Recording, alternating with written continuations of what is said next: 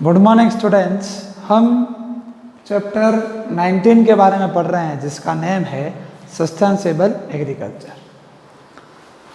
हमने पिछले वीडियो के अंदर ऑर्गेनिक फार्मिंग में बायो फर्टिलाइजर के रूप में पढ़ा, उसके 6 टाइप्स के बारे में पढ़ा। कौन सा बैक्टीरिया कौन से कंपाउंड को कौन से कंपाउंड में चेंज करता है और वो कंपाउंड जब प्लांट्स तक पहुंचता है तो प्लांट कैसे उस न्यूट्रिएंट को अलग अलग पार्ट पर पहुंचाने का काम करता है, वो उस वीडियो के अंदर हमने देखा। इस ऑर्गेनिक एग्रीकल्चर के अंदर लास्ट पॉइंट में ले रहा हूं वो है economic and ecological importance of organic farming. कि इकोनॉमिक और इकोलॉजिकल देखा जाए इंपॉर्टेंस क्या हो सकती है ऑर्गेनिक फार्मिंग को लेके, वो अपन इस वीडियो के अंदर हम 6 पॉइंट के माध्यम से इसको समझेंगे। एग्जाम के अंदर हमें पूछा जाए कि इकोनॉमिक और इकोलॉजिकल इंपॉर्टेंस क्या होगी ऑर्गेनिक फार्मिंग की, तो हमें ये 6 पॉइंट्स लिखकर उनको बताना होगा। तो फर्स्ट पॉइंट हम स्टार्ट करते हैं कि this method is cheap and simple and used by simple farmers. Cheap का मतलब होता है सस्ता। ये मेथड जो है ऑर्गेनिक फार्मिंग बहुत ही सस्ता होता है, प्लस सिंपल है। दूसरा, सिंपल जो फार्मर होते हैं जिनके पास पैसा इतना नहीं होता है वो इस ऑर्गेनिक एग्रीकल्चर में ऑर्गेनिक फार्मिंग का ज़्यादा यूज़ करते हैं। जैसे कि मान लो खाद के रूप में देखना है तो बड़े बड़े जो फार्मर्स होते हैं तो वो एज ए फर्टिलाइज़र बहुत सारे ऐसे उर्वरक वगैरह डालते हैं, ऐसे यूरिया वगैरह छिड़काव करते हैं। लेकिन कुछ सिंपल फार्मर ऐसे होते हैं जो खाद के रूप में, मैन्योर के रूप में उस लैंड पर डालकर अपनी क्रॉप प्रोडक्शन करते हैं और अच्छे से अच्छे स्टोरेज का भंडारण करना जानते हैं।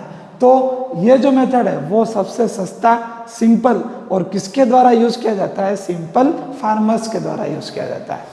सेकंड पॉइंट आता है bye using bio fertiliser.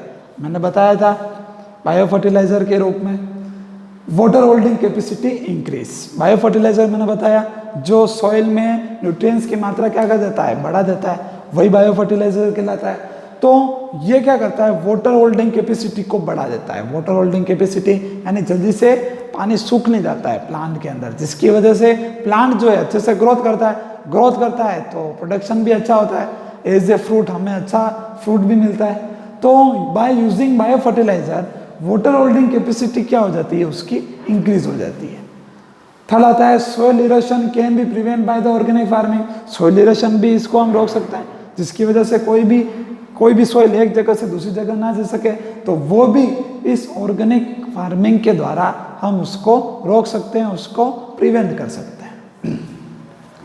Fourth आता है fertility of soil is sustainable for long time. Fertility of soil यानी उर्वरकता जो बढ़ती है अपनी सॉइल की, फर्टिलिटी बढ़ा देती है, वो लंबे समय के लिए बढ़ती है। क्योंकि कहीं ना कहीं हम मैन्योर डालते हैं, खाद डालते हैं, तो उसकी फर्टिलिटी जो होती है सॉइल की वो हमेशा बने रहती है। अगर ऐसा होता है तो अच्छी क्रॉप्स हम उगा सकते हैं और सीजनेबल क्रॉप्स उगा सकते हैं कि हमने 3-4 महीने कौन सी क्रॉप हो गई, 3-4 महीने कौन सी क्रॉप हो गई, कौन सी सब्जियां वगैरह हो गई, तो क्रॉप रोटेशन भी हो सकता है। और ये मैं आगे पढ़ाऊंगा भी उस टॉपिक को। पहले हम इसके इंपॉर्टेंस देख लेते हैं। फिफ्थ पॉइंट आता है इट इज पोल्यूशन फ्री। ये क्या है? पोल्यूशन फ्री है, बिल्कुल किसी भी तरीके का कोई पोल्यूशन इसके अंदर नहीं पाया जाता। It does not harm the fertility of soil. और फर्टिलिटी ऑफ सॉइल को सबसे ज़्यादा ये हार्म नहीं करता, इसलिए ये तो पोल्यूशन फ्री है। और दूसरा, ये सॉइल की फर्टिलिटी को क्या करता है? नियत रखता है, बरकरार रखता है, खराब करने का काम नहीं करता है। 6th पॉइंट आता है organic farming reduce the toxicity of chemical. Organic farming जो होती है, टॉक्सिसिटी यानी जो विषैले पदार्थ वगैरह होता है, वो chemical in the soil, chemical जो होते हैं बहुत सारे टॉक्सिक, ऐसे बहुत विषैले जितने भी केमिकल्स वगैरह होते हैं, उसको भी क्या करता है ऑर्गेनिक फार्मिंग रिड्यूस करने का काम करता है। उससे होता क्या है? Which keep environment in balance, और एनवायरमेंट को बैलेंस करने का काम भी करता है। यानी कि organic farming reduce toxicity of chemical in the soil. Chemical की जो टॉक्सिसिटी होती है उसको क्या करती है? कम करती है। Which keep environment in balance, और एनवायरमेंट को बैलेंस करने का काम भी ये अच्छे से करती है। इस वीडियो के अंदर हमने इकोनॉमिक और ecological importance of organic farming के बारे में जाना, जिसके 6 पॉइंट हमने इस वीडियो के अंदर देखे हैं। अगले वीडियो के अंदर हम उसके अगले टॉपिक के बारे में जानेंगे और ये ऑर्गेनिक एग्रीकल्चर का लास्ट टॉपिक था जो कि उसके इंपॉर्टेंस के साथ खत्म हो जाता है। नेक्स्ट वीडियो के अंदर अपन नेक्स्ट टॉपिक के बारे में जानेंगे। Thank you.